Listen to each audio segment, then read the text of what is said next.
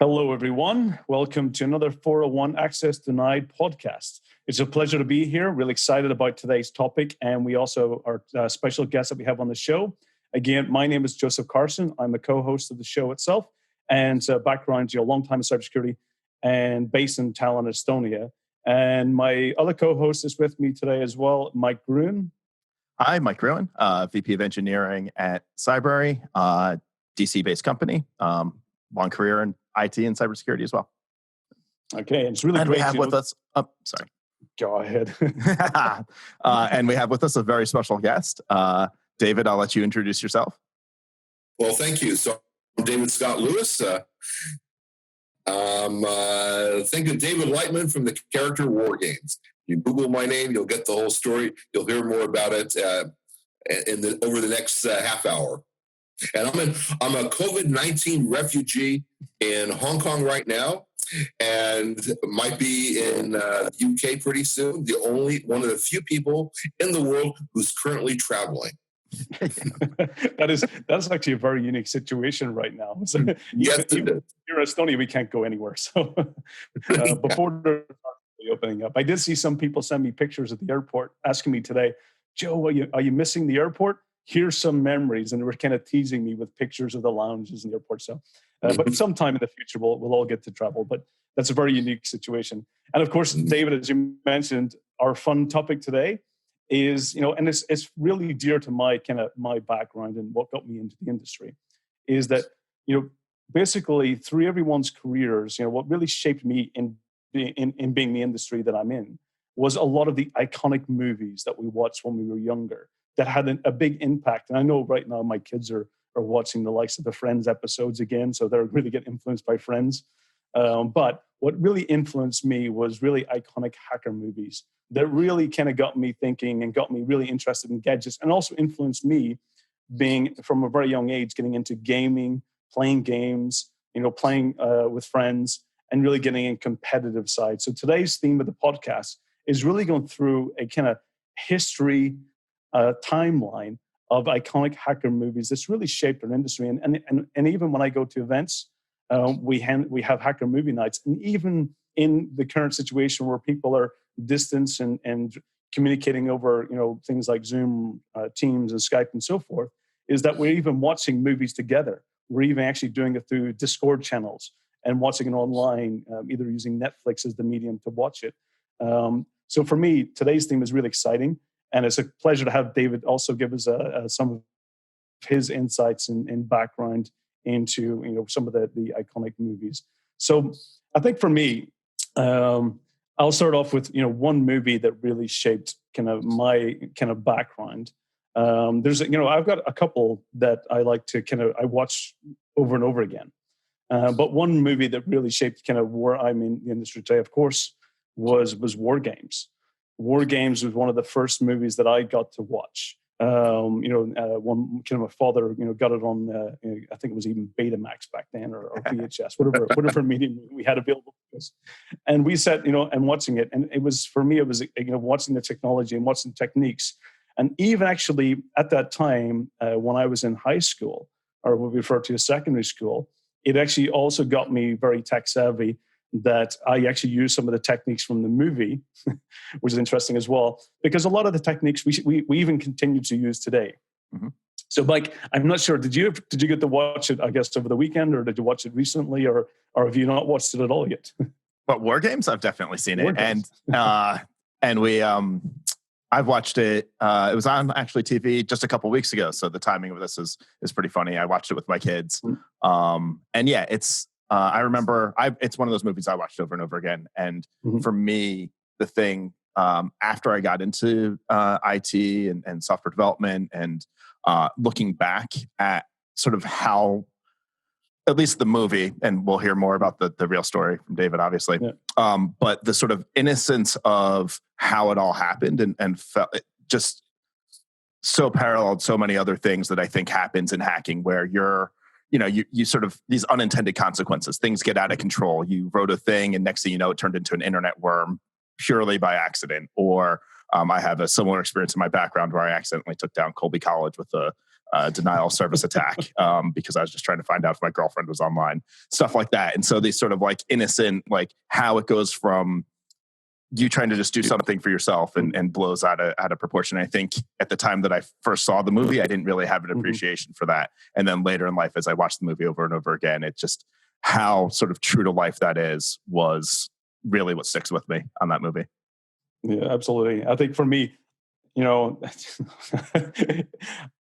lucky enough and fortunate enough that, sometimes I prefer not to talk about some of the things I did. I can't. But some of the techniques, I did use, and this is the first time that probably, live, I'm sharing these details. When I was at school, we used to have a number of Apple computers that we use in our computer class. And one of the things I did was, one is I used to play computer games and make money. Which it used to be very costly. You used to have to look at ways to be able to get access to computer games, or back then it was about cutting the tape cassettes, or that finding ways to record and play them back, so you didn't have to. You were able to copy them straight from the tapes. But at school, one of the things that I find was interesting, which what got me really tech savvy, was I used one of the techniques that was actually in the movie where David Lightman basically goes into he's getting detention, and to go and see the headmaster, and actually finds out where the passwords are actually stored, basically posted in the desk. In my case, I just observed and watched the teacher doing some what we refer to as social engineering to find out where the passwords are stored. And finding that password, what I used to do at school was I would actually, during the computer class, I'd install all the computer games on the computer, and I would actually charge people for me installing the games onto their computers as well, so they could play during the class. And then what was great was the administrator of the school that evening would be so angry and who put all these computer games on these computers, and they started deleting them all. So the next day when we went back into the computer class, they're all gone again. So I could actually recharge again, knowing where the password was stored, to actually put all the games back in the computers. And this became this repetitive thing. And it also fed my personal gaming console era. But actually, one thing that we see in movies is that translates into real world scenarios. Very much, I think the things that kind of keep to the stand of time is the social engineering aspect, because a lot of movies then did use social engineering as a primary technique. So David, welcome to the show, and again, having a very close kind of tie to war games. Can you give a bit of the background in reality into what techniques were real, and what techniques would have you used prior to the movie coming out? So war games, so it's important to separate the screenplay, which was very accurate, from what we saw in the movie, which of course had to be made into a movie. So the screenplay was a little bit different. It did pretty much talk about what's really done. So the movie, it does mirror many of the techniques that were really used back then. So we're talking about. So let me actually put something in there in the actual time frame. War games, my real war games took place in between 74 and 75. Mm-hmm. So, and then the movie came out in 83. So there's that time lag there. But you can see with the IMSI and the Altair, I think they showed the IMSI in the movie. They show an IMSI computer.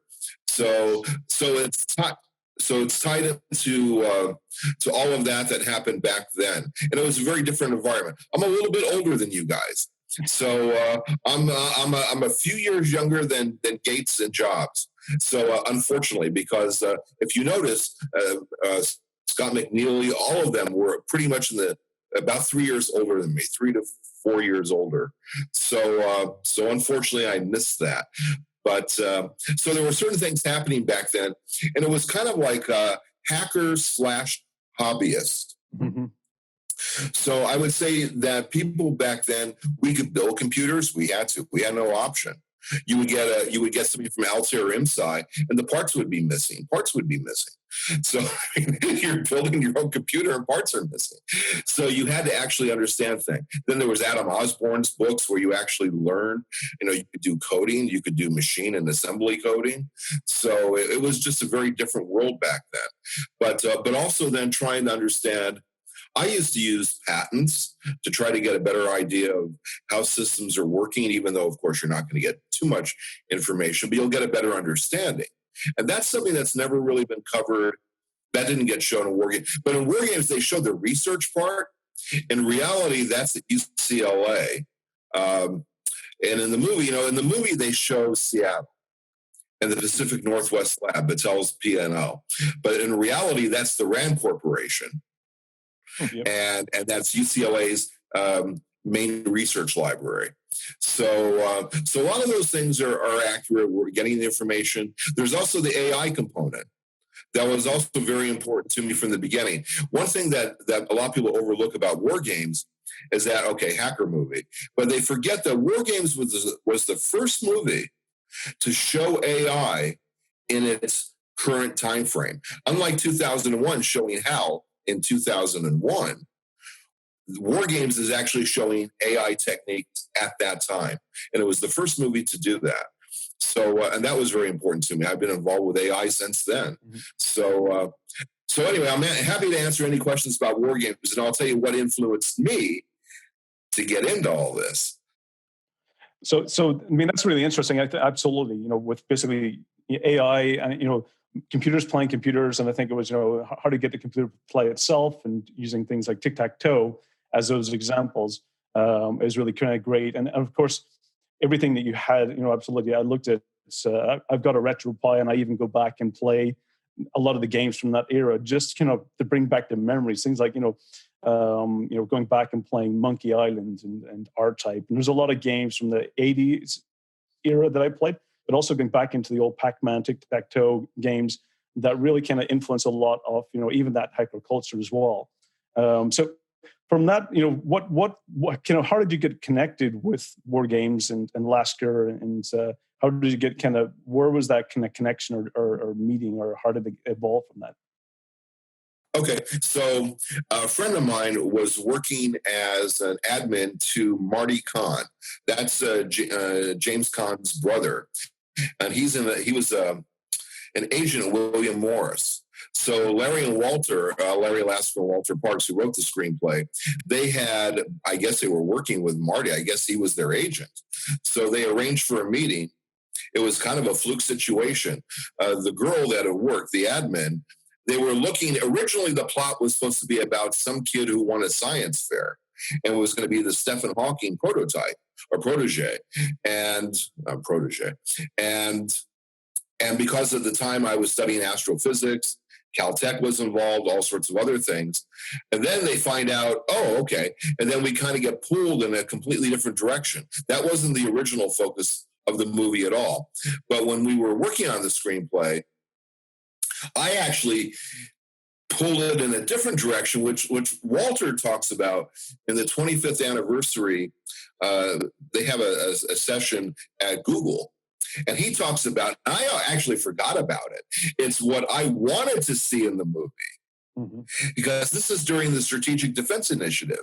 So I wanted it to be involved about space-based warfare, charged particle beam weapons, all sorts of other things.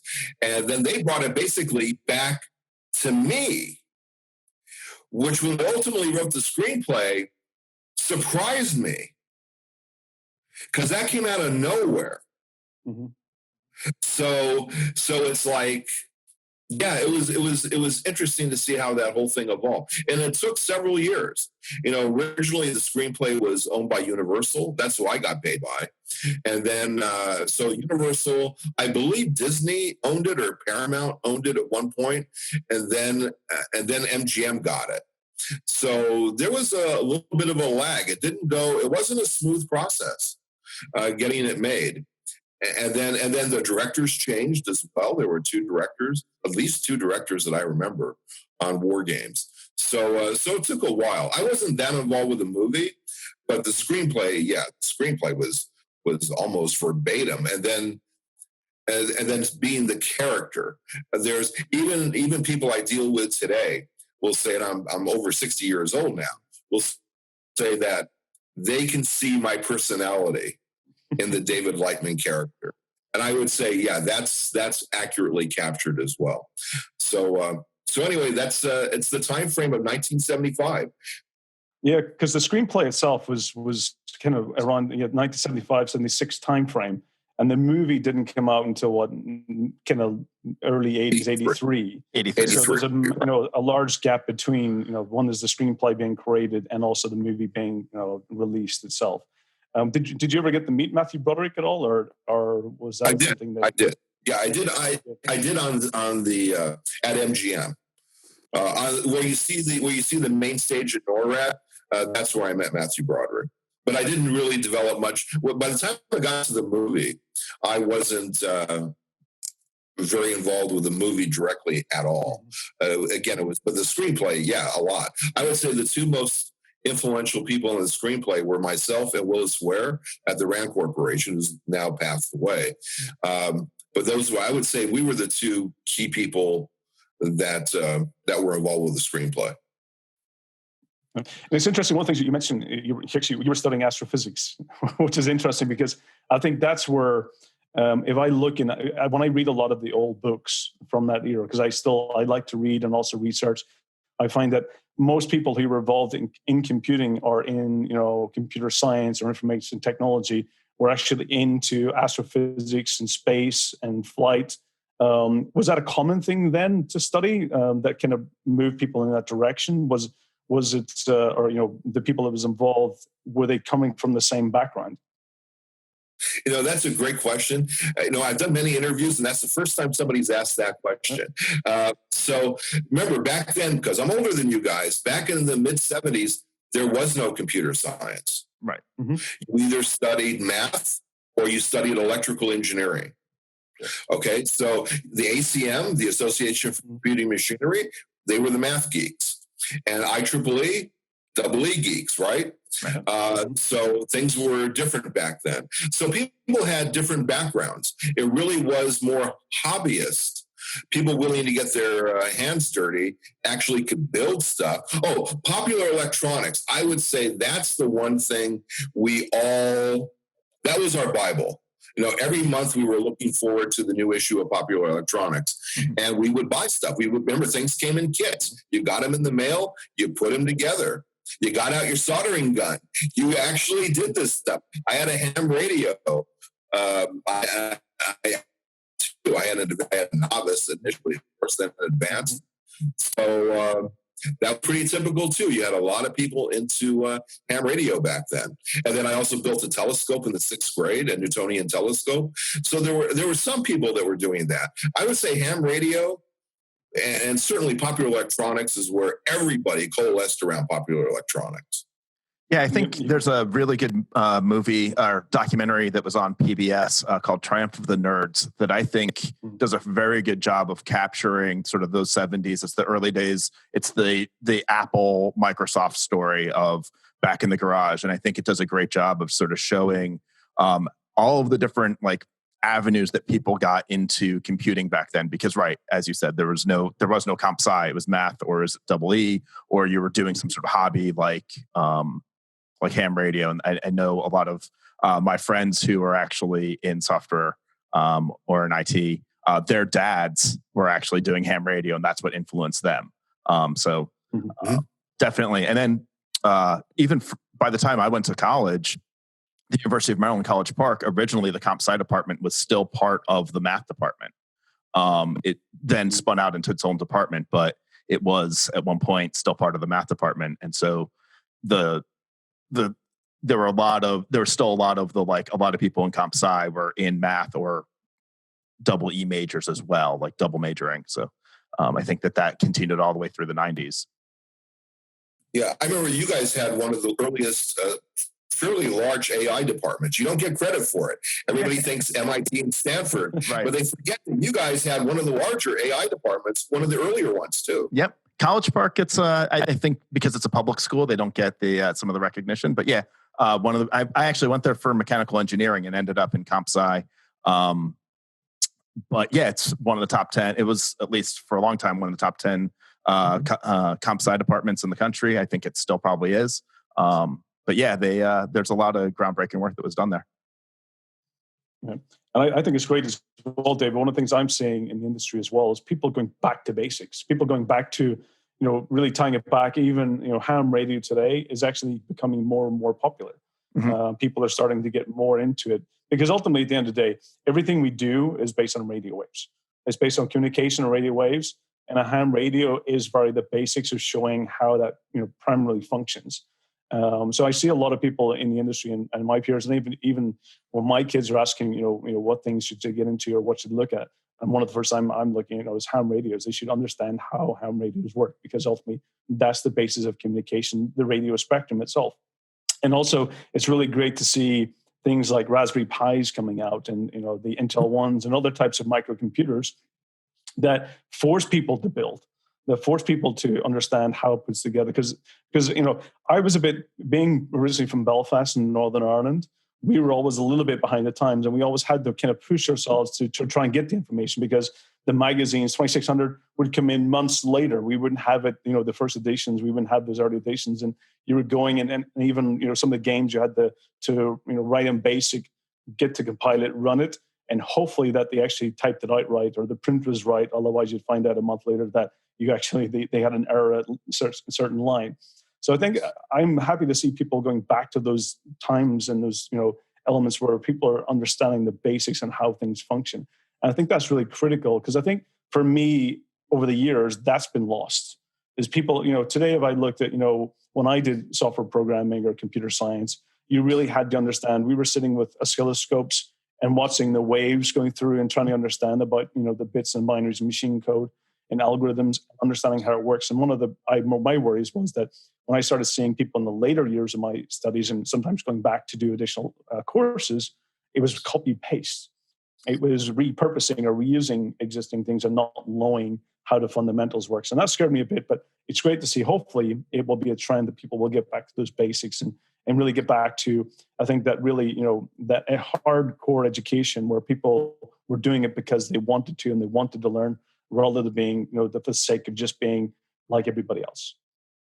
Yeah, I would wonder how that's going to change. So back then, of course, besides Popular Electronics, then initially you had Byte Magazine and David All's magazine, Creative Computing. So Creative Computing was the software magazine.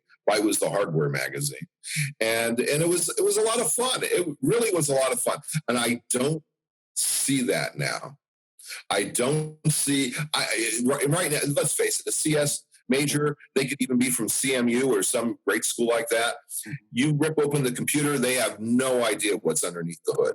Right. Yeah. And I'd go even further with CS majors, because we've built on top of so many things that I can talk to a CS major and they don't necessarily even understand common algorithms and sort of the stuff that really is required for a back end developer to understand in terms, these like just these concepts. And I come from a sort of maybe a different mindset, which is I think it's great. I think it's great that you can get someone who is essentially an artist to come in and start learning how to do software programming and build amazing websites on top of all of the things. And it's just layers upon layers upon layers. And yes, I think there are still, if you're interested in the real hardcore electronic part of the computer science, then you're probably going more for a double E major still, or some sort of dual degree, as opposed to comp sci, which comp sci now is a huge, like when I was at Maryland, comp sci was a degree. They didn't have any like specializations. Now there's software engineering is a specialized thing. Information technology, they have all the, and it doesn't really matter. There's just a bunch of them. And I think it's interesting on the one hand, because I think in a lot of ways the degree is more of a vocation than an edge. It's now teaching you how to work, which has its advantages. But I do think that there's this sort of layering, and the fact that things like Stack Overflow, speaking of copy and paste, that's how a software engineer solves problems these days. They Google it, they find the solution. Hopefully they copy and paste the answer and not the question. And then they move on. And there's some good things to that. That's how we're able to have what we have, because we've just kept on building up. We don't actually have to understand all the way down. But it's still important that there's people coming in. What was that? Yeah, hopefully they fix the errors when they're doing this copy paste as well. Yeah, exactly. Right. But I mean, I think so. Right. It's great. I think it's important that we continue to have people coming in at the, at every layer of the stack, from artist making like amazing website to hardcore double E, sort of understanding the electronics and the underlying computer architecture. Mm-hmm. But yeah, it's amazing how you can come out of a degreed program and not necessarily understand lots of different parts of it. I had to write a compiler. I got to imagine most CS majors coming out these days don't write compilers. No. So I should tell you what. Sure. So what influenced you in your career? You were doing astrophysics. What did there have anything in your background? Was it books, or was it society, or was there movies that influenced you prior to war games that got you really interested in the industry and electronics and maths and computers? Sure. So there was one segment on 60 Minutes. That was it. So 60 Minutes. So Joe, you're not from America. Do you know 60 Minutes? No. The TV show? I do know 60 Minutes. Yes, I do. Okay. We get it a year later. Okay. Get it a year later. Okay. So 60 Minutes had a segment called Dial E for Embezzlement. That was the name of the segment. And when I saw it, I thought, and I believe I was in the 9th grade when I saw it. I'm not sure about the dates here, but I think I was in the 9th grade. And I was doing a math seminar during the summer. Again, I'm not 100% sure of the dates, but I was doing that. And when I watched it, I thought, I'm actually using some of this equipment already. So let's see what I could possibly do with this. So I got the whole idea from seeing that segment on 60 Minutes. I would say that's what really influenced me. I mean, in my background, because of my age, we're talking Apollo, right? Mm-hmm. So I'm that generation growing up watching that happen. And then, believe it or not, Star Trek did not influence me, although I'm a loyal fan now. It was on it. I believe it was on Friday nights at 9:00 or something. But my parents wouldn't let me stay up that late when Star Trek was on. But I did watch. 2001 was an influence. Obviously, so was the Andromeda Strain. I would say those two movies, the original Andromeda Strain, not the goofy remake. So that was ridiculous. So those two movies, and people are surprised by the Andromeda Strain. But if you really, if you look at it and you see everything that's involved, that's kind of like hacking as well, but just from a life sciences perspective. Right. And with a lot of equipment. So that's really what got me influenced. But that segment on 60 Minutes was the trigger. Interesting. That's really, it's impressive how people get different influences that can sometimes shape their career and direction. Sometimes it can be, even for me, I'm continuously shaping it. I'm always learning, watching other people, getting mentors, communicating. But it's always interesting to see where other people's backgrounds and from different locations, even, because I'm from Belfast, I had a different growing up youth, where, Belfast, when I was growing up, was in violence. It was in wartime. So there's a lot of things that you had to kind of ignore, but in order to get your own focus. So sometimes it was always challenging in those regards, but definitely, movies and getting into gadgets were really that influence. So from the second movie that I have that really also influenced me, which is really when I started more into the education, more getting in hands-on. And it was a bit later, war games got me into the techie side of things and really learning about, things like phone phreaking, looking at how to, gain access to games, looking, social engineering aspect of things that really got me, interested in that direction. But one that kind of next one is shaped was, of course, sneakers, which, of course, was this goofy comedy type of, scenario where you've got the Robert Redford playing, Bryce, doing basically, the sneakers and hacking into banks. And I think that was really kind of one of the first when we really got to understand what pen testing was, really looking at, the access and inside of things. So that was another one. But for me, a lot of, again, was the social engineering aspect of it. A lot of what they did in the movie itself somewhat was more kind of for the visual aspect of things, where it wasn't really kind of, I wouldn't see it as being real world scenarios, but definitely the social aspects and the social engineering and, a lot of what they were doing with the recording and getting access to the banks. I find that really interesting as well. So did David, did you have did sneakers have any influence, or because of course it was much later, it was around the early 90s, I think it was 93 timeframe when it came out. So it was almost 10 years later. And I think it was probably one of the first movies really that kind of reintroduced hacking back in since War Games. So was that something that influenced you at all, or was it something that just kind of passed by? So Larry and Walter also wrote Sneakers. So they also were the screenwriters for Sneakers. So I worked a little bit on that, but not much. The concept was different for Sneakers. They actually developed that while they were at 20th Century Fox. We were at a private studio. Well, I don't know, private studio. Green 3 Productions was on Sweetser and Sunset in West Hollywood for War Games.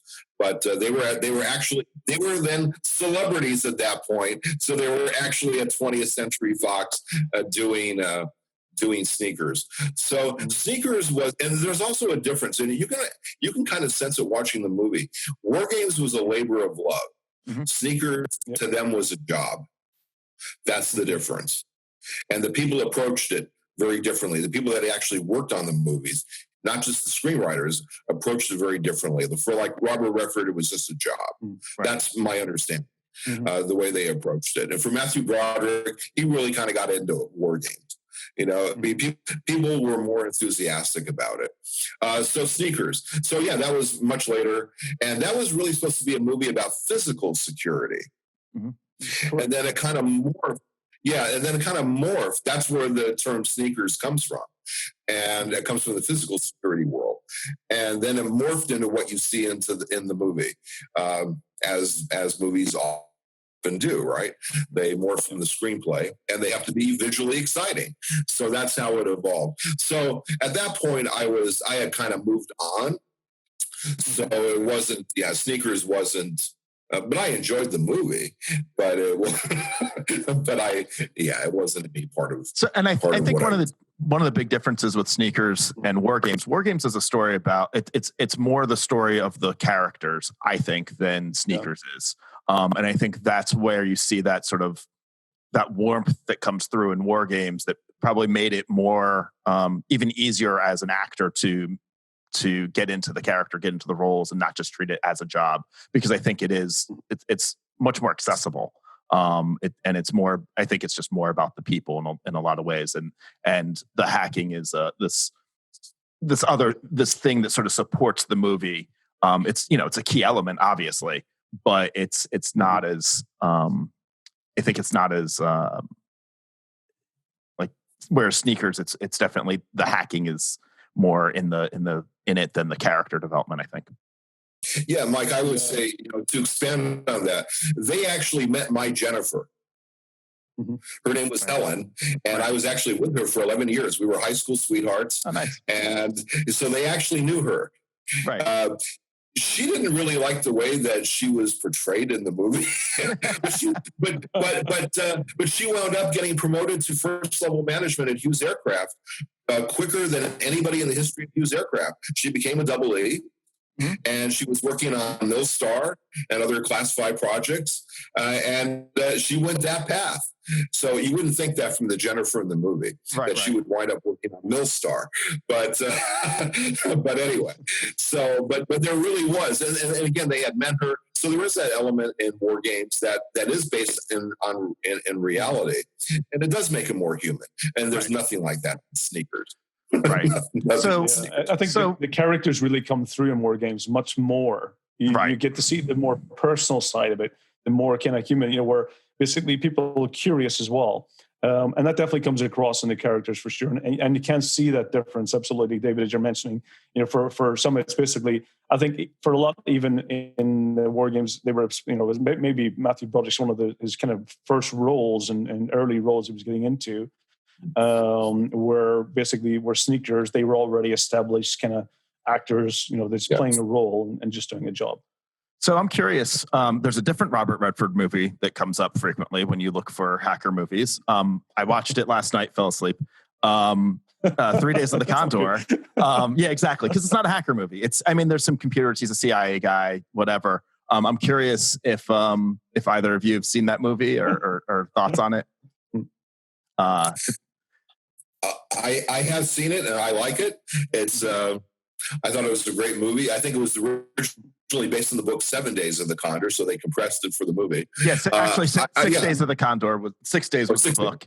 Yeah, and to be fair to the movie, I started it super late. I had to put the kids down for bed. I didn't start it until 11 o'clock at night. So the fact that I fell asleep is not anything to do with the movie as much as just right. Not a reflection on the movie, just my inability to stay up past 11. Yeah, so I thought the premise was interesting. I like the premise, and Max von Sydow's always a wonderful actor. Mm-hmm. So I enjoyed that part. Yeah, I enjoyed it. I thought it was an entertaining movie. Can't speak to it much beyond that. Yeah, exactly. But I did enjoy it. Yep.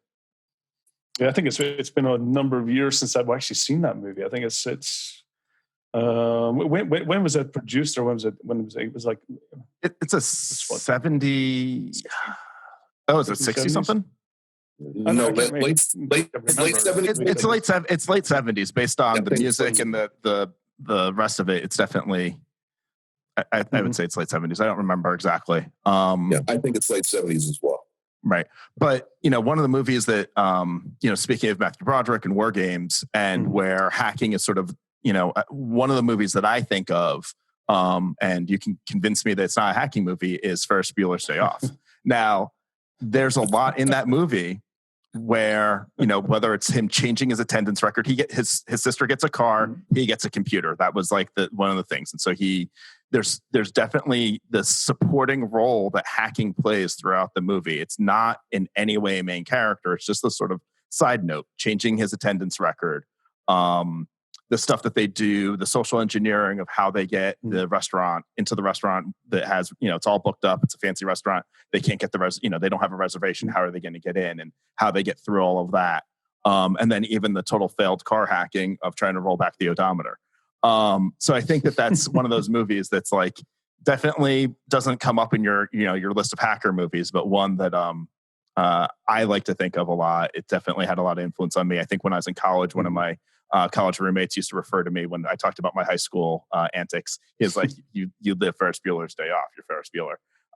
And so I think there's something where that's, and for me, a lot of these movies, it's more about life imitating or art imitating life. Ferris Bueller's Day Off is like it. I wouldn't say that it influenced me to get into into computers or IT or any of the rest of it, but watching it, I think about those things and how it relates to my own life. So there's that. I'm curious if anybody wants to argue with me about Ferris Bueller's Day Off. No, I agree. I mean, one of the things is that, a lot of people kind of refer to hacking as, the technical side, the computer side of things. And that's one element of it. A lot of when I'm growing up and yourselves is that a lot of it applies to the social engineering side of things, is to get things that you want, right. to get, my parents to buy me a computer game, or even to get a computer. You had to use social engineering to, first of all, get them to give you the computer. So absolutely, when you're looking at Ferris Bueller's Day Off, that a lot of the techniques, while they're not very techie focused, they are related to the social engineering aspect of really what hacking was, is to really get what you wanted. Right. I mean, there's even the physical side, where he, what he does with the doorbell, or the, or his own bedroom door when they open it and it turns on the snoring. There's all those aspects as well, where he's tying into the sort of the physical world. I'm curious, David, what your thoughts are. About that. It also did the breathing in the bed. Yeah, the breathing and the mannequin. I mean, there's a lot going on in there. Anyway, David. So I've seen it, I enjoyed it, and I don't remember any of that. So I have zero recollection of any of those things from the movie. So sorry about that. I can't comment. I remember I watched the movie, I enjoyed it, but I have no comment beyond that. I mean, I think that's, now we're seeing the difference in age, right? That was a movie that came out right in my, that's definitely 80, I want to say it's 84, 85. It's soon after War Games. And so it's sort of in the wheelhouse of movies that I can, if it's on TV, I can't not watch it, or at least tune in for some period of time. and anything to get a day off school. Exactly. War Games also falls in that category. And then and another movie that falls in that category for me, again, it's another movie that definitely didn't influence me, but was so sort of parallels things really well, which is Office Space. Which again, hacking, it's about, the sort of how they introduced some code into the thing to do the Superman whatever rounding error to embezzle money. And of course, it goes wrong because software developers are not great at testing things. I'm one. I feel like as a software engineer, I can say that. It wasn't testing someone else's job. It wasn't exactly right. QA is somebody else's job. It's the person right. using it is testing it. Right. And I think so. Office Space is another one of those movies that, for me, I look back on, like, when I saw it, it has a different. I was already working when it came out. And I actually didn't like it when I saw it in the theater as much because it was just too close to reality. And it's supposed to, it's a comedy. It's not, but it's just it was a little too close to reality at the time in the 90s before the .com bubble and stuff. But now watching it, and looking back, it's another one of those movies that I'd love to watch. I think, again, in hacking plays, sort of that like supporting role. I actually was I had the opportunity in the 2000s. I was working on a project where I was responsible for doing a whole bunch of calculations with retiree health system, where basically it was reimbursing people, and there was the same thing where the reimbursement was a calculation that involved a percent, and we sort of joked around about the like, well, couldn't we just create a, there's going to be rounding errors. What are we going to do with where does that money go? And we, so those so not to say that we ever thought about doing the embezzlement, but more just it turns out that like these things actually do happen. These situations happen in the real world where you have those opportunities. And I think, and that brings up up a really good question that I've got. So David, one of the things, a difference between when you were, getting involved in, this and when I started, and a lot of what can also, I led on the more cautionary side, because there was when I was doing it, it was illegal. There was laws that was introduced in the early 90s that actually made protection and computer crime laws and stuff. And when you had started, back in the late 70s and 80s, there was no laws that would have actually criminalized some of those activities. So do you think that even war games itself actually maybe have influenced laws and regulations and later afterwards, maybe even those, Yes. Can you guys still hear me? Yeah. I'm getting a little bit of a pause there. Okay. Computer crime and Privacy Act in 19, the movies actually had a kind of influence in those. So if you read the book Dark Territory by Kaplan, he talks about that. He opens up with war games. Reagan, the book opens with Reagan telling a meeting that, did you guys see this movie over the weekend? It's called War Games. I thought that was a great way to open the book. Right. Here's the president of the United States, all enthusiastic about this, and then it goes on and on and on. And that actually did lead to the CFAA. It is the CFAA, I believe. And that's really still the main law in existence. Now, when I was doing things, I was a member of AFCEA and the Old Crows. So the Signal Association for the United States, the Old Crows is electronic warfare. They had a huge operation at the old Green Monster, the old Hughes Aircraft building, where Jennifer wound up working, my Jennifer, before GM bought it, and I don't know what they've done with it. And then AFCEA was at the Air Force Space Division, which was in El Segundo. Well, they're both near there. So anyway, so people knew what I was doing. So certain people knew what I was doing. So if things really got out of hand, there were people that say, okay, don't worry about it. Okay, but you're right. There were no laws, but I wasn't dumb enough to try certain things I did without at least somebody knowing what I was going to be doing.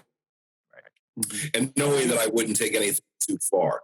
So I did take that under consideration back then. So again, people from the Old Crows, people from AFCEA, they were both involved. I should mention something else that was kind of critical for me.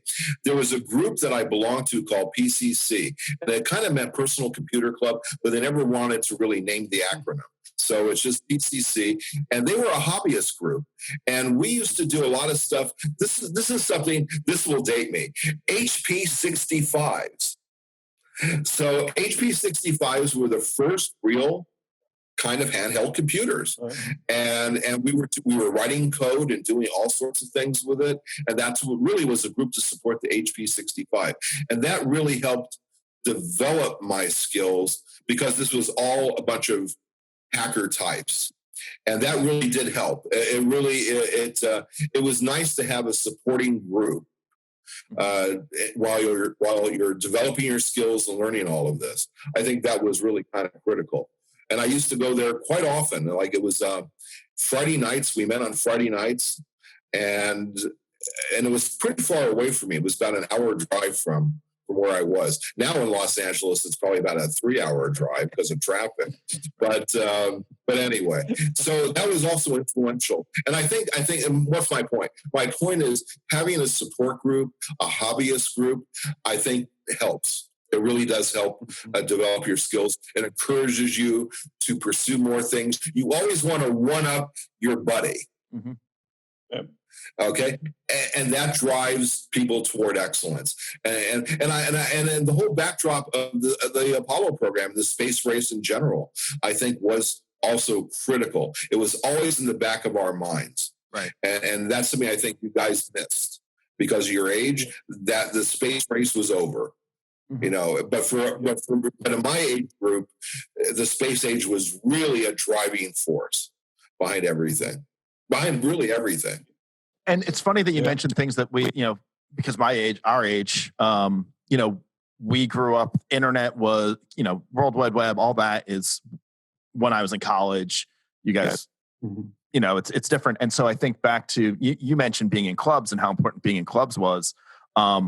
Nowadays, with the internet and the accessibility to all this information, I think that also breeds this, like there was no such thing as a script kiddie back in the early days because you had to understand, you had to work with people, you couldn't just copy and paste a hack and or not understand what was going on. And I think that that's another thing that is missing is the sort of human element. I think it's really easy to sort of get access to so much information without actually that human portion of it, where I think where if you're in a club, not only are you getting that support, but you're also getting sort of that ethical, moral, like here's a human who's going to potentially help me to like remind me to like be a human and morals and ethics and things like that I think might be lacking a little bit now with the online aspect of it. Yeah, I think having things only online and people doing clubs online and memberships and subscriptions and communicating only online, I think it does lose that society, moral, ethical compass, because even when I was growing up, that's what a lot of influence and prevented me from getting into the criminal. I think we all started off in some regards a script kiddie. That's right. Where I kind of would have get hands-on and copying things from magazines and books and learning things from movies and repeating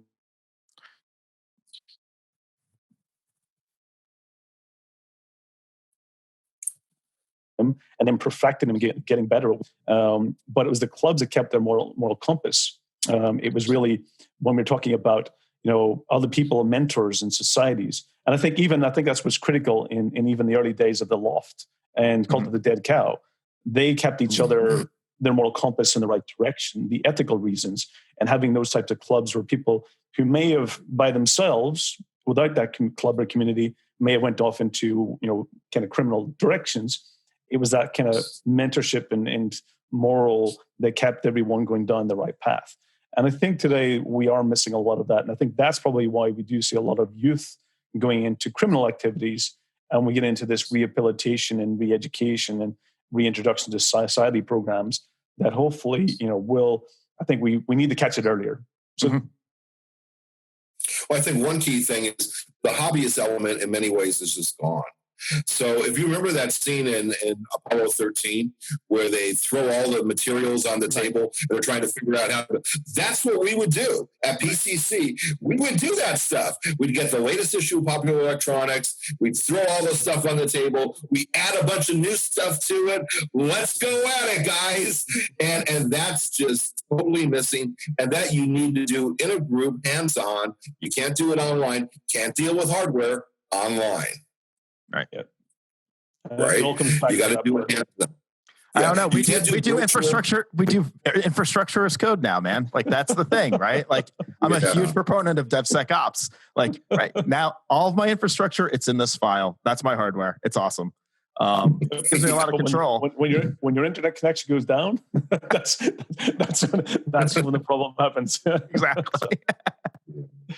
So David, one of the next questions, and kind of closing up to the end, is that from a direction side, is there anything after those times? Since then, what has been what would have influenced you the most? I mean, there's been so much iconic. I think in the mid '90s, there was a phase of trial, movies coming out that had some components to it.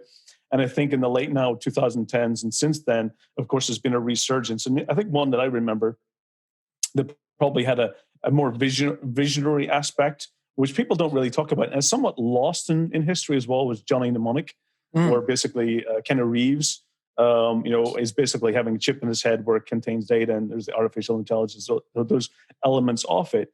And I think for me, is that there's some things lost in time. And that for me was a visionary side that showed me, sort of a glimpse into the future. But since then, has there been anything that's influenced you or that would have been iconic that since that era that has probably given you some kind of direction yourself, or for the future, even in artificial intelligence per se? Hey, I think we should all admit that Jesus Christ was a hacker, right? Neo was a hacker. So I think that's the best embodiment of what a hacker is. So I think right now, I think if I was younger looking at what the motivation would be, I would say it's the world situation. Mm-hmm. I think it's just responding to global threats. We all know what they are. I can't even talk about them because of where I am. Mm-hmm. So these are issues, but there are also opportunities, right, for career paths, for opportunities for people to pursue. So the world's changed in that sense with state actors, not just non-state actors, not just the lone hacker, the lone wolf hacker. It's changed. The world has changed, and who would have thought this would become a profession? Not I. What I think is interesting is the ethical hacker is a profession now, right? With bug bounty programs, with all these different ways of, like, back in the day, if you were to hack into a system, there were two possibilities. One was you end up in jail, or you end up working for the company that you just hacked into, right? Like on their security team. Like, exactly. Right? Nowadays, like the reverse. You do your time and then you get hired by the right, exactly. company. Or both, right? Or both. Now, like, you can actually have a whole career based on the ethical hacking side of helping companies to secure their systems, cybersecurity, that whole thing. It covers everybody now. There's no company that doesn't have some sort of online presence or some need for security. Even if you're a mom pop shop, chances are you have a point of sale system that is somehow connecting to the internet in order to do things in it. And so I think that notion that you can actually have a legitimate career, as a hacker, I think is awesome. And I think it's, it really does speak volumes for where we've come in society, from the sort of back room, sort of in the dark type world to really in the forefront. Let's go back to David's point. One of the things when I started, when I started my career, it was 1991 where I started university. That's where basically I got into choosing. I had a crossroads in my youth. One was becoming an artist, and the second one was going into computer science. And I chose wisely. Right. But I kept the artist part of me going. But one of the things was that security wasn't a job, it wasn't a role, it wasn't a career. It was something that I did as part of my job. I was a system administrator. I was a network infrastructure. I was a computer science. Security was a component. It was one of the things that I had to do as part of the overall job of keeping the business running. And even to the point where that a lot of the things I was doing was around automation. I was putting defibrillators in ambulances and EPG readings and connecting them through old Nokia 3200 phones back into emergency rooms, and then sending patient data before the ambulance arrived at the emergency room, so doctors can already pre-diagnose victims as they were arriving. That's what we were using technology for, was to make the world make it a better connected, a safer, and looking at really the well-being of people. And it was around 2002 where I was responsible in network operations center. And it was when I became a secondary victim of a major DDoS attack. I don't know, if, David, if you're familiar with Steve Gibson, who's now, of course, he runs the security podcast. He's an amazing guy. And at the time, that's actually that single event, his GRC, Gibson Research company, that was a victim of the same DDoS attack that we were a secondary victim of. That was my transition. That one point in time, that DDoS attack that grc.com got, which turned into an amazing white paper. I love reading Steve Gibson's report that he wrote on it about this 13-year-old script kiddie hacker who just one day decided to turn his botnets against his company. And reading even the communication that they had, it was that one point in time. That's where my career changed. That's where my direction, where it was more about networks. Before that, it was about connection. And then all of a sudden, that DDoS attack changed me to being focused purely on that point in time forwards into cybersecurity. But yeah, who would have thought that even today, that this would have actually become a job, breaking into internet banks, not physical banks. It would have actually turned in, many people in career, even now at university. I was actually a mentor and do, people's thesis and their cybersecurity master's courses here in Estonia. So giving, direction in their thesis as well. And even found out last week that one of the videos that I've done in the industry has now been used to educate people at Liverpool University. So it's amazing that how we've came along, that you can actually now have a completely dedicated career in this area. It's amazing. It is. It really is. Looking back from those days, yeah, it was not obvious this would happen. Right. Maybe a career path in the NSA or in some sort of signal intelligence, perhaps, because we're radio operators, right? So that just kind of makes sense. But the way it evolved, no, I don't think nobody back then really saw that. Yeah, absolutely. Agree. So I think Mike, any other thoughts or comments that you want to cover? No, I think we've covered the full gambit. Everything from movies to books and some real life stuff. So I think things are in great shape. Yeah, I want to make a comment to one that has also made an influence. Probably not a major is of course the movie Tron. So that's one that definitely that kind of gets lost in time as well. But it was one that also influenced a lot of more of the kind of visual and the gaming aspect of things for me, and because that's always something I continue to do. When you want to basically get back in and get your thumbs really tired, nothing like getting into a good game console. So it's a pleasure. Thank you, David, for coming on the show. It's amazing and great to have you here. Hopefully, it's been an interesting conversation and kind of going down memory lane, because I think it's really important for the audience, that listeners of this show, that kind of where it all comes from. I think people sometimes it's important to connect people with the past and things that really shaped and influenced where we are today. And, we've been in the industry a long time, and David a little bit longer.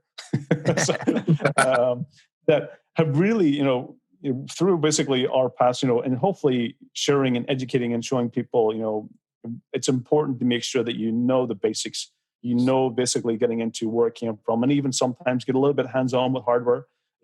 I've got a couple of ham radios behind me, which I'm always venturing back into. And it's really important for the next talent and the next future that comes in this industry that we keep them, providing the resources and things that do stand in time that provide additional education. And make sure, again, as Mike mentioned, it's important that we keep their moral compass. We keep it down the path of ethical. And I think hopefully, David, I know the world is a bit of a chaos right now, and political directions are going different ways. But what I do find during these times of pandemics and situations and political unrest and other things is that technology does bring us together. It's one thing that connects us, and one thing that is the common language in many cases across different cultures. And hopefully that will provide an influence as well to reverse some of the things that is currently happening. And hopefully technology can be used to bring us much more closer together and provide a much more safer society moving forward. So it's absolute pleasure having you on the show. Is there anything you want to share with the audience, or any thoughts or last minute comments? Well, I think your techno optimism is a great way to end this. I want to thank you guys for inviting me on. Mike, we've never met before, so it's nice chatting with you. And Joe, we always enjoy our time together. So thank you for letting me share some of the memories.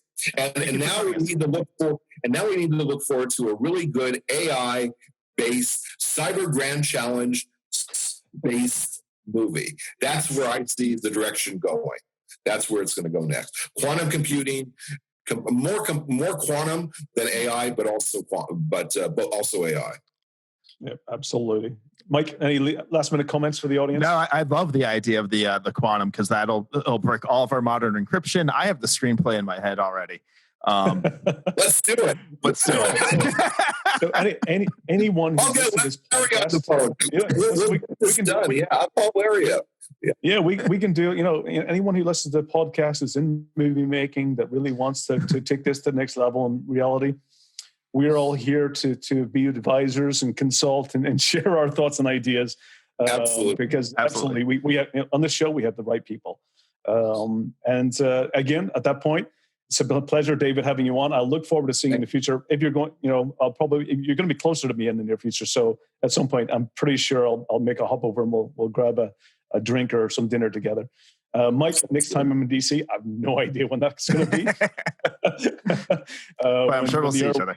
Start opening up, but I'm definitely sure we'll catch up. So for the audience, again, many thanks for being on the show and listening to us going on about things that really shaped where we are today. Again, for this podcast, is every 2 weeks. Subscribe wherever the subscription is. Follow us, listen to us, share us with your friends, and look forward to every 2 weeks come and catch up with us on every exciting new topics. Thank you very much. It's been a pleasure. Have a safe day and goodbye.